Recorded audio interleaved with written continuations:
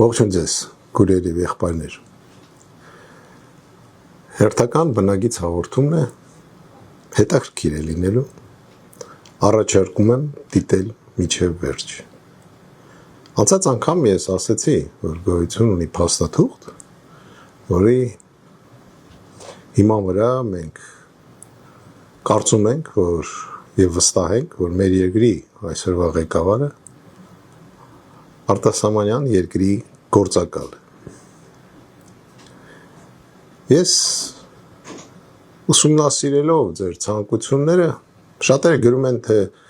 ինչի շուտ չենք ասել, ինչի ենք պահել, մենք չենք պահել։ Ես ձեզ ասեմ, այս փաստաթուղթը նոր է հայտնվել մեր մոտ, դրա համար էլ հրապարակում ենք հիմա։ Բայց ասեմ հետևյալը, սա նոր փաստաթուղթ չի, եւ ես վստահ եմ, որ մեր երկրի նախկին վերնախավից ոմանք տեղյակ էին այս փաստաթղթի մասին, բայց փաստաթուղթը չէին հրապարակում, ոչ մի բան չէին ձեռնարկում, կարծում եմ, որ սեփական կարիքների եւ դիրքերի ամրապնդման համար եւ այսօր, որ ասենք անվտանգ ապրեն։ Մենք սպասում ենք, որ Նիկոլ Փաշինյանի վրա քրեական գործ կհարուցվի, բայց իմ հասած տեղեկություններով գործ են հարուցել, որ գործ են ուզում հարուցեն, ինչ որ վարկաբեկում եւ այլ եւ այլ։ Հարուցեք։ Միևնույն է, այս փաստաթուղթը դուրս է գալու ջրի երես։ Ավելին ասեմ, այս փաստաթղթի մասին տեղյակ էին այդ թվում ԱԱՑ-ում։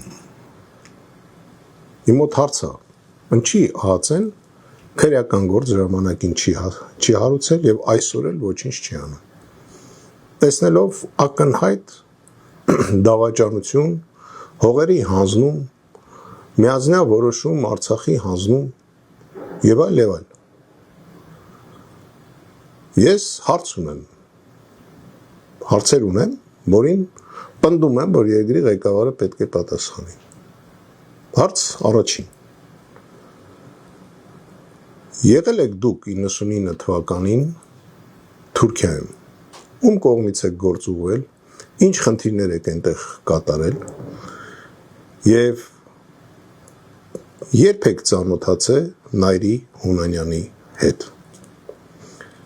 Եղել է ձեր հետ Նայիրի Հունանյանը Թուրքիայում, թե ոչ։ Հարց երկրորդ. ինչ հաճախականությամբ եք դուք հաճախել ամերիկյան դեսպանատունը տարիների ընթացքում։ Ինչի դիմաց եք դուք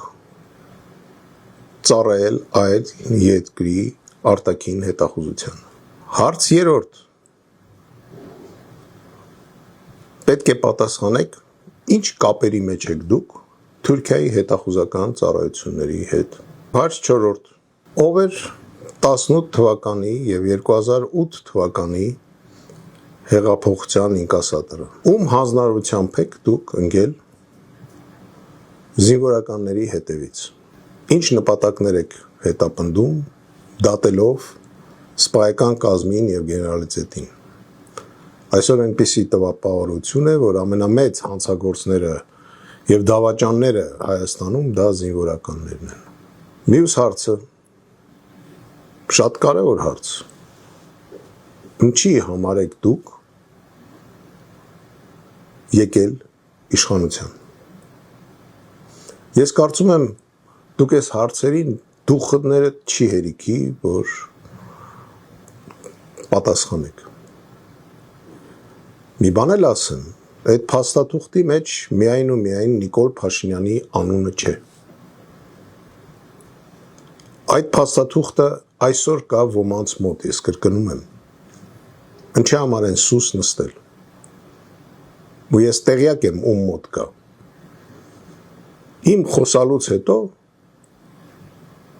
մեր երկրի ղեկավարը զանգարում է այն մարդուն, ով իրեն շանտաժի էր ենթարկում, պարբերաբար, եւ հարցնում է ո՞նց է այդ փաստաթուղթը ընկել իմ ձեռքում։ Ես ասում եմ մի քանի օրվա պատմություն։